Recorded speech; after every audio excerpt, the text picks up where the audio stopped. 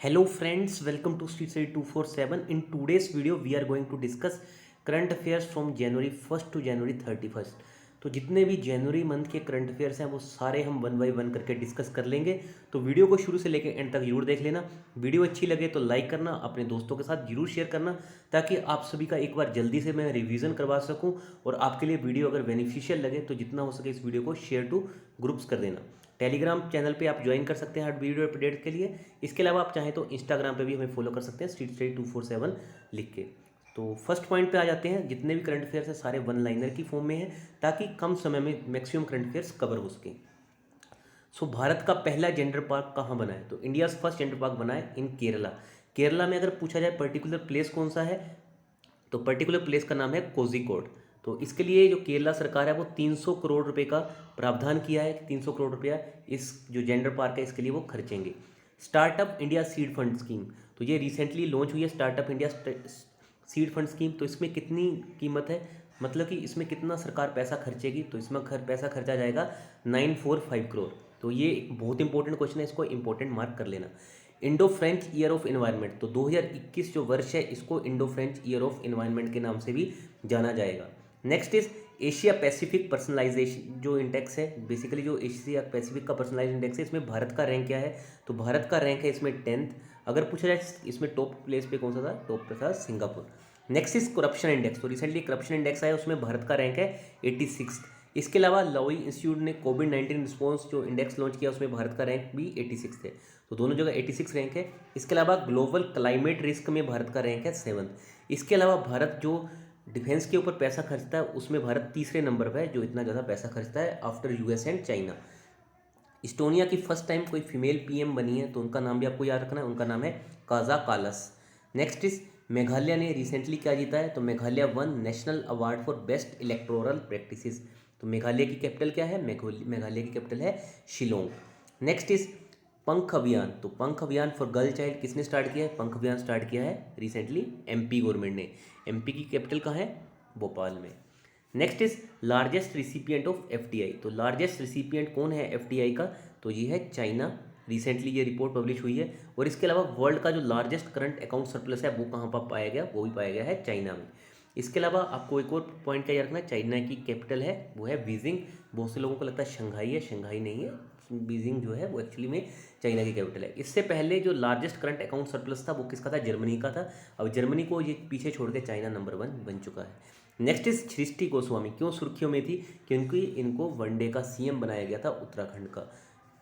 Next is business standard banker of the year, तो किसको मिला है business standard banker of the year? ये मिला है श्याम श्रीनिवास एसएस। और कौन से बैंक के ये एमडी एंड सीईओ हैं? ये हैं फेडरल बैंक के। Next point is India's longest road arch bridge, तो ये कहाँ बन रहा है? ये भी बन रहा है मेघालय में। और यूएस प्रेसिडेंट जो रिसेंटली बने हैं वो कौन है? Joe Biden. मैंने इस पॉइंट को किस लिए इंक्लूड किया है? क्योंकि ये बने हैं 46वें नंबर के। और 45वें नंबर पे कौन थे? 45वें नंबर पे थे डोनाल्ड ट्रंप।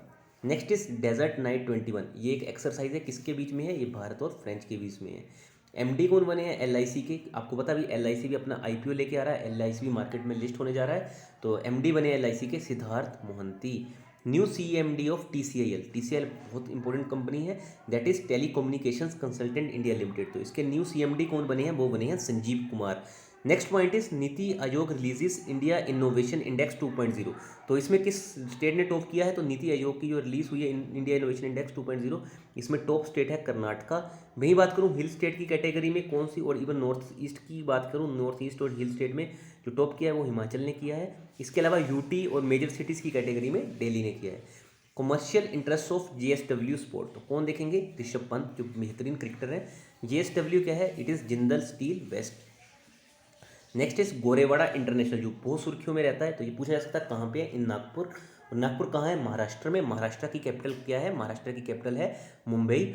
और अगर मैं बात करूँ नेक्स्ट पॉइंट की तो दैट इज़ वर्ड फेस्टिवल। तो रिसेंटली वर्ड फेस्टिवल जो पहला वर्ड फेस्टिवल हम कह सकते हैं जो है कालराफ के नाम से, ये कहाँ पे मनाया गया? इन बिहार। तो बिहार के जो सीएम है जो नीतीश कुमार जी, उन्होंने इसका शिलान्यास किया था। नवीन पटनायक कहाँ के सीएम है? वो है उड़ीसा के।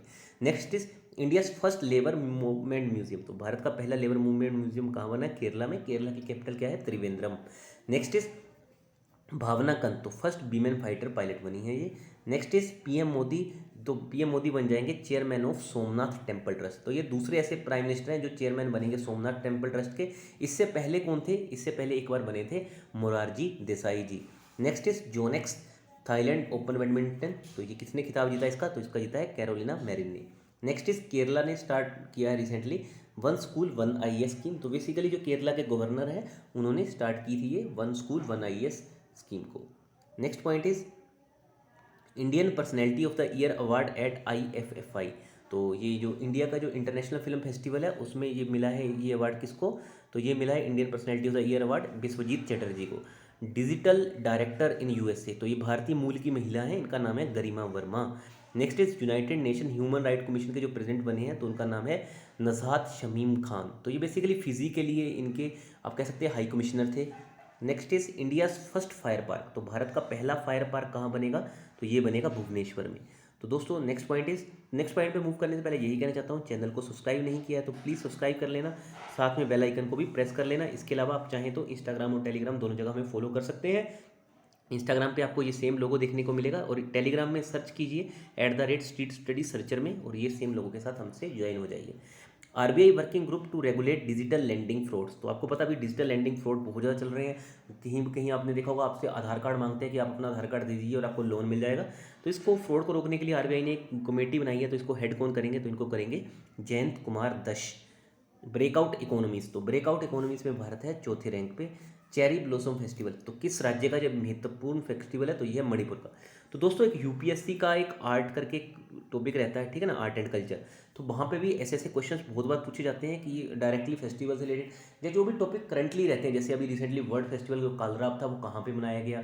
तो ये सारे पॉइंट आपको क्या करना है, साथ के साथ नोट डाउन करने हैं, क्योंकि यही पॉइंट है यहाँ से आपको मैक्सिमम मार्क्स जो आप बाकी जो भी टॉपर होंगे उनसे आप बिल्कुल उनके या तो आप बिल्कुल क्लोज आ जाएंगे या आप उनसे 1-2 नंबर लेके आगे बढ़ जाएंगे। Next is Henley passport index. तो भारत का रैंक है इसमें 85th। Focus country for 51st IFFI that is international film festival India में फोकस कंट्री कौन था? तो था बांग्लादेश। बांग्लादेश की कैपिटल है ढाका और करेंसी है यहाँ की टका। Empowered panel for covid vaccine headed by. तो कौन हेड करेंगे? RS शर्मा। या RS शर्मा वही हैं जो ट्राई के भी चेयरमैन थे। Next is BCCI's official representative on ICC board. तो ये कौन बने हैं? जय शाह। तो जय शाह कौन है? ये अमित शाह के बेटे हैं, ये भी आपको याद रखना है। नेक्स्ट पॉइंट पे मूव करते हैं, पॉइंट नंबर 37। तो Joe Biden name to Indian American in US national security council. तो किनको इन्होंने अपना US नेशनल सिक्योरिटी काउंसिल है जिसको USNSC भी बोला जाता है। तो पहले हैं Sumona Guha. Next is Tarun Chabbar. Next is Fateh 1 rocket system. तो ये किसका है? ये है पाकिस्तान का। इसके अलावा गजनवी किसका है? गजनवी भी पाकिस्तान का ही आप कह सकते हैं, पाकिस्तान से ही वो भी रिलेटेड है। Next is AIFF first deputy general secretary कौन बने हैं AIFF के? That is all India football federation के। तो ये पहले डिप्टी जनरल सेक्रेटरी बने हैं Abhishek Yadav. Next is US army's first CIO that is chief information officer कौन बने हैं? राज अय्यर। नेक्स्ट इज कृषि संजीवनी बन। तो किसने लॉन्च किया? ये किया है कर्नाटका की सरकार ने। First women chief justice of Telangana high court. तो ये बनी है Hima Kohli. RBI sets up college of supervisor. तो RBI ने सेटअप किया है कॉलेज ऑफ सुपरवाइजर। इसको हेड कौन करेंगे? इसको हेड करेंगे NS Viswanathan. Next is G Kishan Reddy. तो ये हेड करेंगे committee for protecting language culture and land of Ladakh. तो ये इंपॉर्टेंट क्वेश्चन है, ये भी पूछे जाने की चांसेस है। मिनिस्टर ऑफ स्टेट है हमारे G Kishan Reddy ji. Attorney general कौन बने हैं US के? तो ये बने हैं मैरिक गारलैंड। ये भी एक बहुत इंपॉर्टेंट क्वेश्चन है। एक और अगला भी एक इंपॉर्टेंट क्वेश्चन है, उसको भी इंपॉर्टेंट मार्क कर लेना। New British high commissioner to India. ये बने हैं Alex Ellis. Next is launch pad scheme. तो ये किसने लॉन्च की है? लॉन्च पैड स्कीम स्टार्ट किया रिसेंटली मध्य प्रदेश की सरकार ने। So next point is first wood festival satellite by 2023। तो फर्स्ट वुड बेस्ड सैटेलाइट कौन लॉन्च करेगा 2023 तक? तो ये लॉन्च करेगा जापान। तो ये एक वुड बेस्ड सैटेलाइट होगा जिसको जापान लॉन्च करेगा। जापान की कैपिटल याद रखना टोक्यो है। और जापान की करेंसी की बात करूँ तो येन है और चाइना की करेंसी है युआन। तो येन और युआन में कंफ्यूज नहीं होना, ऐसे भी याद रख सकते हो। जैसे चाइना का है वैसे NA रहता है चाइना के एंड में, वैसे यहाँ पे भी याद रख सकते हैं युआन।